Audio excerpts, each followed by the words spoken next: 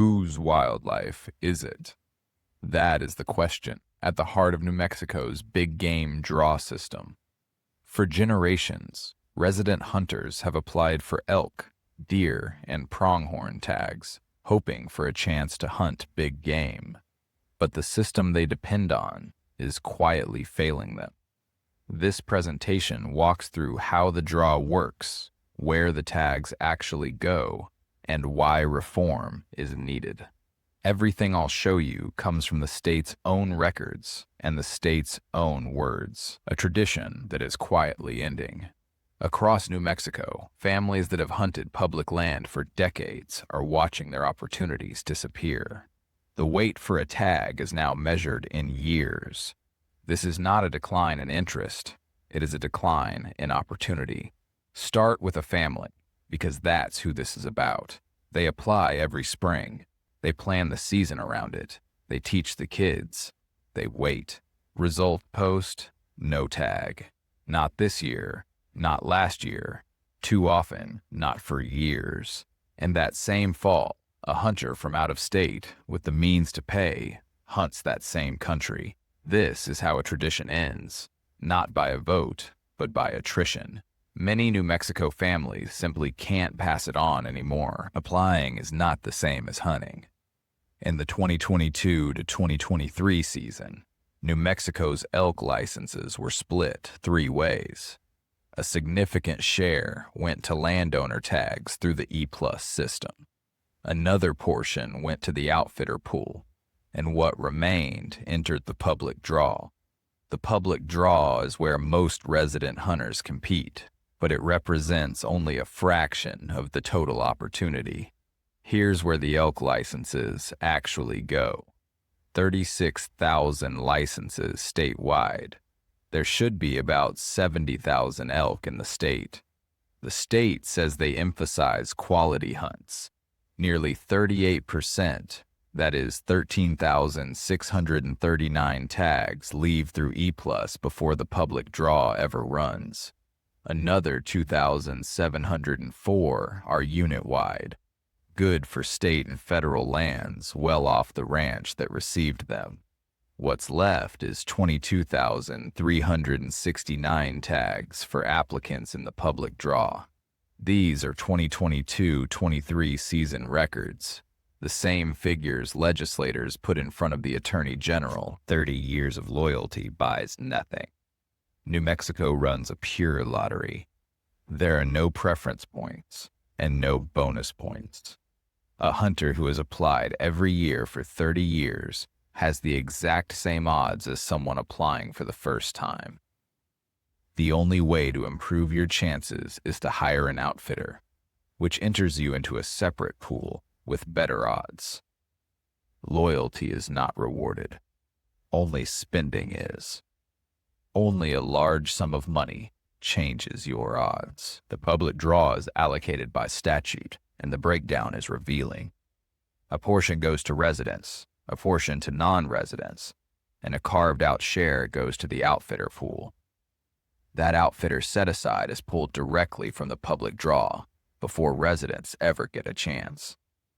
Every tag placed in the outfitter pool is a tag that a resident hunter will never draw. 84% to residents, a minimum set by law. 10% to applicants under outfitter contract, resident or non-resident, open to anyone who pays the price. 6% to non-residents applying on their own. Notice the middle lane, the only one you can buy into.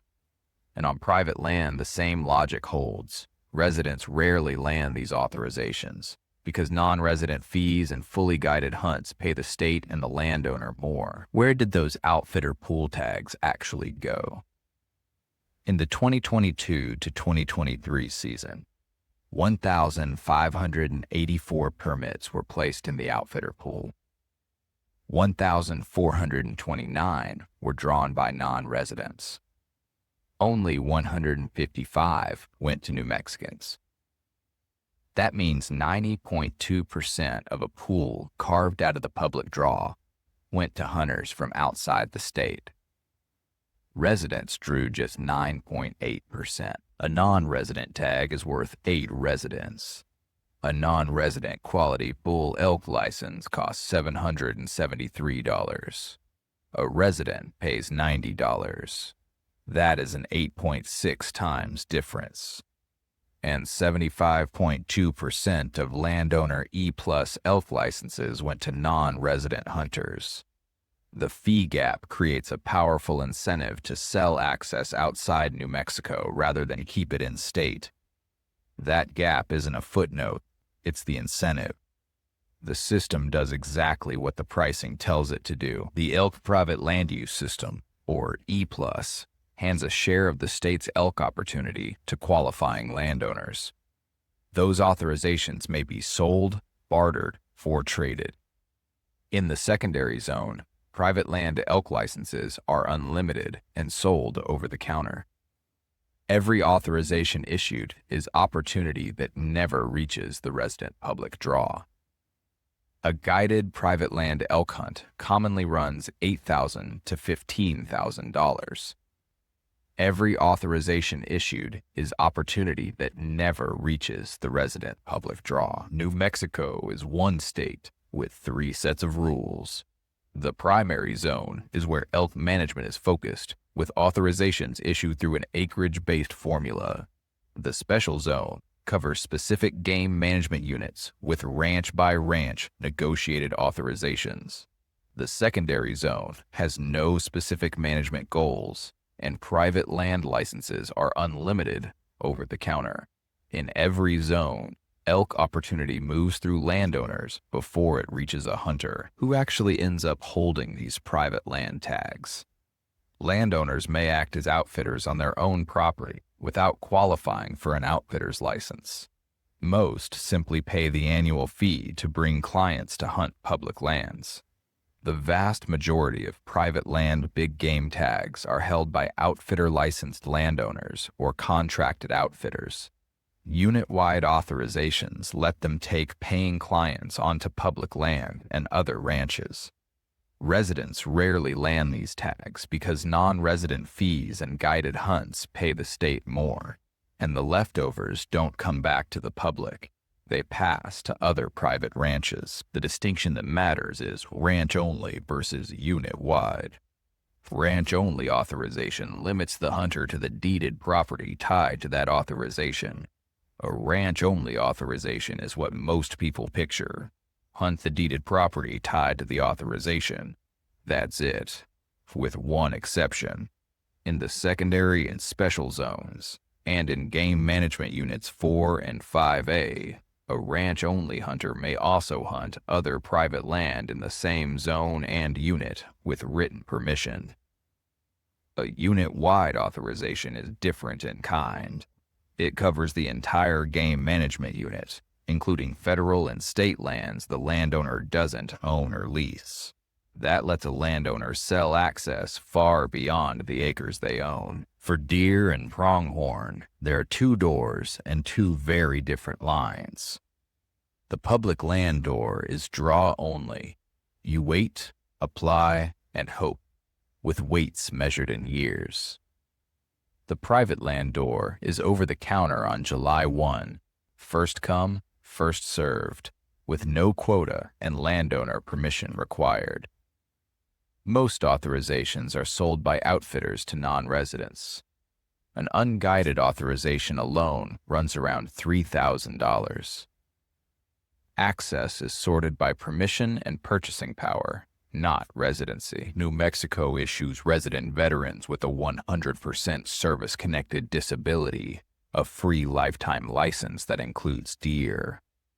Cardholders may enter the public land deer draw at no charge every year, but the state's own form is explicit. No preference is given in the draw. The only remaining option requires written landowner permission, with authorizations typically costing around $4,000. The tag is free. The chance to use it is not. New Mexico designates mobility-impaired hunts for elk, deer, and pronghorn, a real and worthwhile provision. But the hunt codes are few and concentrated in a handful of units. A hunter with a mobility limitation has almost no meaningful choice of where to go. Very few tags for very few hunt codes, with wait times measured in decades. A designated hunt in a unit you cannot reasonably hunt is not access. It is paperwork. This is now a legal question. In April 2026, 18 New Mexico legislators asked the Attorney General to review the legality of the public land allocation system. They cited the public trust doctrine, which holds that wildlife is held in trust for the benefit of the people of the state. They raised the anti-donation clause, noting that no payment to the state is required to enter the outfitter pool, only a private contract. And they questioned bighorn sheep allocation, where combining units inflates the count used to size the outfitter set-aside. No other Western state gives non-residents a better path onto public land than its own residents. Landowners are not the problem. Ranchers absorb the cost of elk on their fences, their water, and their feed. That stewardship deserves recognition and fair compensation. But there is a line. Paying a landowner for habitat is sound policy. Turning public wildlife opportunity into a tradable commodity is not. The argument is not landowners versus hunters. It is whether public wildlife stays with the public. Other states have proven this can be done differently. Montana's block management program opens about 7 million acres to free public hunting, with the state compensating landowners directly. South Dakota's walk-in areas enrolled a record 1.65 million acres in 2024, funded largely by a $5 license surcharge.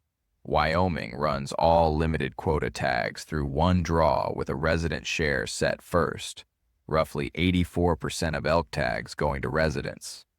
Access can be bought.